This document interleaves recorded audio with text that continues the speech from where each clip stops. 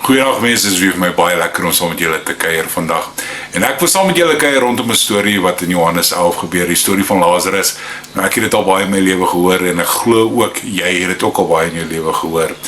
Maar daar's 'n stukkie wat vir my werklik waar uitstaan, is toe Martha Maria vir Jesus 'n boodskap stuur en sê, Here, kom asseblief, ons broer is siek. En die Here het toe extra 2 dae langer gevat en eventueel toe hy daar aankom, toe sê maar Here, as U betyds hier was, dan sou ons broer gelewe het. Nou verkeer is dit ook ek en jy wat met ons verstand wil ontleed dit wat Here doen nie. Ons wil ontleed dit iets wat goddeliks is. En die oomblik wanneer ek en jy dit nie verstaan nie, dan is ons hoop nie meer daar nie. Dan glo ons as 'n ware nie meer in dit nie. En dis nou presies wat hier gebeur het. En ek wil vir julle voorlees uit Johannes 11 vers 39. En Jesus sê, rol die klip weg.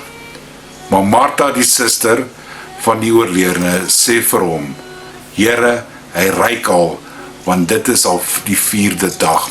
Nou, sien die ongeloof hier raak. Hulle weet presies wie die Here is. En nog steeds, dit wat vir hulle gevra het, Here, kom asseblief, want ek weet as U sal kom, sal daar verskil wees.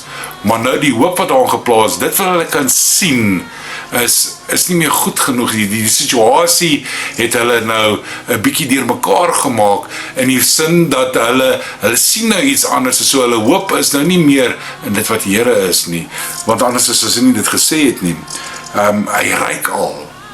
So, sy glo nie, daar kan nie 'n verskil gemaak word nie.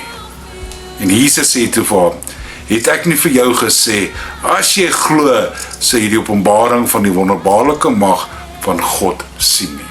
En ek wil dit weer vir jou sê, Jesus sê toe vir hom, het ek nie vir jou gesê, as jy glo, sal jy die openbaring van die wonderbaarlike mag van God sien. Nou, jy kind van God, wat die Here vertrou het, jy wat 'n boodskap uitgestuur het, soos wat Martha Maria vir die Here 'n boodskap gestuur het, kom help my met hierdie. Jy wat op jou knie gegaan het en die Here vertrou het met iets, jou situasies, jou omstandighede waar is, hierdie berg wat voor jou is, 'n deur wat moet oopgaan, wat ook al dit mag wees, wil ek ook hierdie woorde vir jou sê vandag. Glo, dan sal jy die openbaring van die wonderbaarlike mag van God sien.